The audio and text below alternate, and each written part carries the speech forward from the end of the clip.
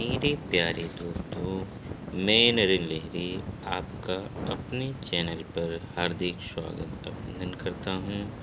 आज हम ट्रेजेडी के बारे में पढ़ेंगे हिंदी में।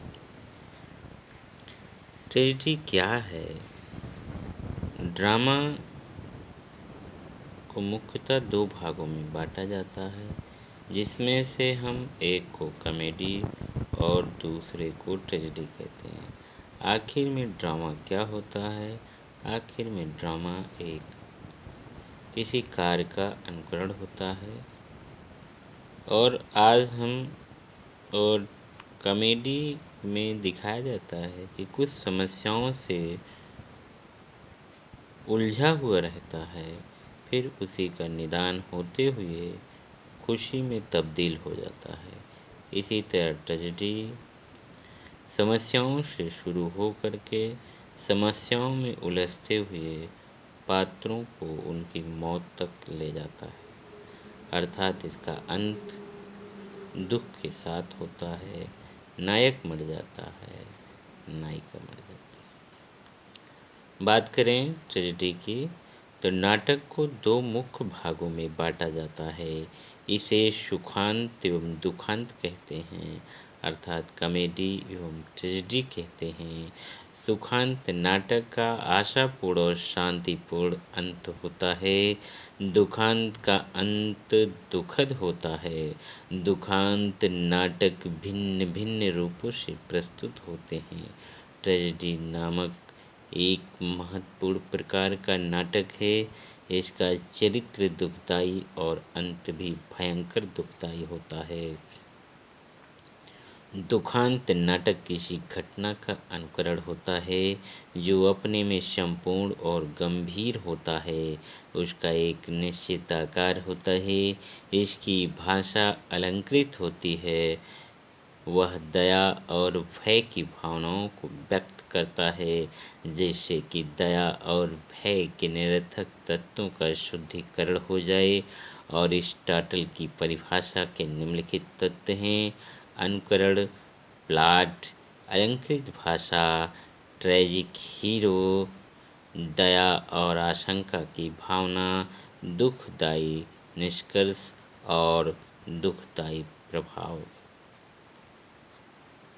अरस्तु ने दुखदाई नाटक के 6 महत्वपूर्ण तत्वों को बताया, जिनमें से पहला है प्लॉट और दूसरा है चरित्र निर्माण और तीसरा है विचार अथवा डायोनिया और चौथा है मेलोडी अथवा सुरीला भाव, पांचवा है भाषा और छठा है दृश्य अथवा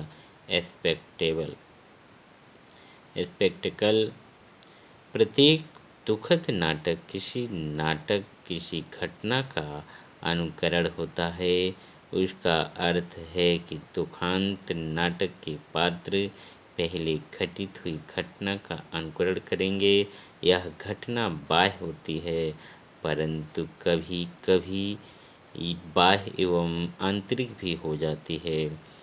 दुखांत नाटक के लिए पहली आवश्यकता कथानक होती है, अर्थात प्लॉट होती है। अरिस्टोटल कहता है कि नाटक में पहली आवश्यकता कथानक है, पात्र बाद में आता है। दुखांत नाटक की कथानक कहानी होती है। इसका सबसे बड़ा महत्व है। यह दुखांत नाटक की आत्मा है, अर्थात plot is the soul of the drama. कहानी व्यवस्थित घटना के रूप में होती है। कथानक दो प्रकार के होते हैं, स्वावयवी प्लॉट और दूसरा ढीले प्लॉट। दूसरा महत्वपूर्ण तत्व पात्र होता है। कथानक के बाद पात्र आता है, जो महत्वपूर्ण एक्शन को झेलता है। पात्र के 4 आवश्यक गुण हैं: उसे अच्छा होना चाहिए, दूसरा उसे प्रकृति के अनुकूल होना चाहिए, तीसरा उसे सजीव होना चाहिए, चौथा उसमें अनुरूपता होनी चाहिए।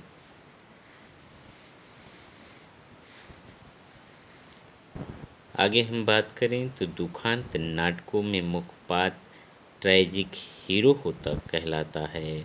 अरिस्टाटल के अनुसार मुख्य पात्र को संत या महात्मा नहीं होना चाहिए, वह विलक्षण गुणों का अधिकारी नहीं होगा।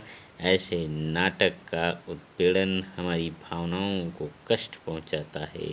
एक नैतिक रूप से पतित नायक का उत्पीड़न हमारे मन में दुख की भावना पैदा नहीं करता। अरिस्टाटल के अनुसार एक ट्रेजिक हीरो हमसे कुछ बेहतर होता है।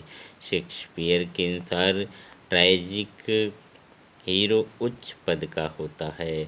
मार्लो के अनुसार दुखांत नाटक में भावनाएं और महत्वाकांक्षाएं बहुत ही ऊंची होती हैं। प्रत्येक ट्रेजिक हीरो कुछ कमजोरियों से पीड़ित होता है। यह कमजोरी उसके नियंत्रण से परे होती है, यह उसके पतन का कारण होती है। मैकबेथ की अभिलाषा और हेमलेट का चिंतन उसके पतन का कारण बनता है। दुखांत नाटकों में आभास होता है कि महान विनाश होगा। हमें यह मालूम होता है कि संपूर्ण नाटक से कोई लाभ नहीं होगा।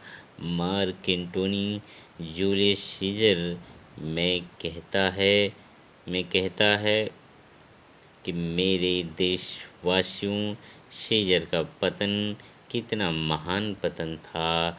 दुखांत नाटकों में हत्या ही हत्या है, अप्रत्याशित मृत्यु होती है और लोगों के अंदर संपूर्ण क्षति और विनाश का बोध होता है। दुखांत नाटकों में तीनों एकता का पालन किया जाता है। नाटकों में एकता का मतलब यह होता है कि किसी निश्चित घटना को किसी निश्चित स्थान पर और निश्चित समय पर होना चाहिए। जहाँ एकता का पालन नहीं होता है, वहाँ दर्शक को सालों और महीनों का बोध एक सीमित समय में करना होता है।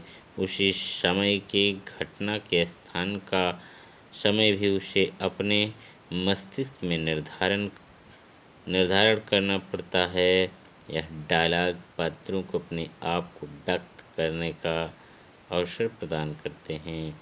दुखांत नाटकों का नायक नैतिक व्यवस्था के विरोध में खड़ा होता है। यह नाटक में भूल करता है, इन भूल के लिए वह सजा प्राप्त करता है। जब नायक जानबूझकर भूलें करता है तो उसके मस्तिष्क में द्वंद्व उपस्थित होता है। उस आंतरिक द्वंद्व कहलाता है, अर्थात जिसे हम सोलिलोकी के नाम से भी जानते हैं। वह नायक और नैतिक व्यवस्था के विरोध में होता है। मैकबेथ के नाटक में बाहरी विरोध मैकबेथ और डंकन के बीच में होता है। दुखांत नाटकों का एक नैतिक उद्देश्य होता है।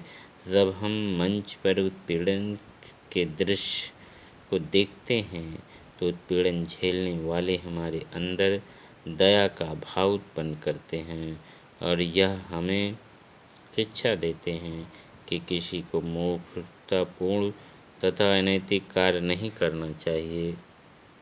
लोग इस आशंका से पीड़ित होते हैं कि अगर कोई व्यक्ति गलत कार्य करेगा तो वह भी उसी प्रकार झेलेगा। Thank you, that's all.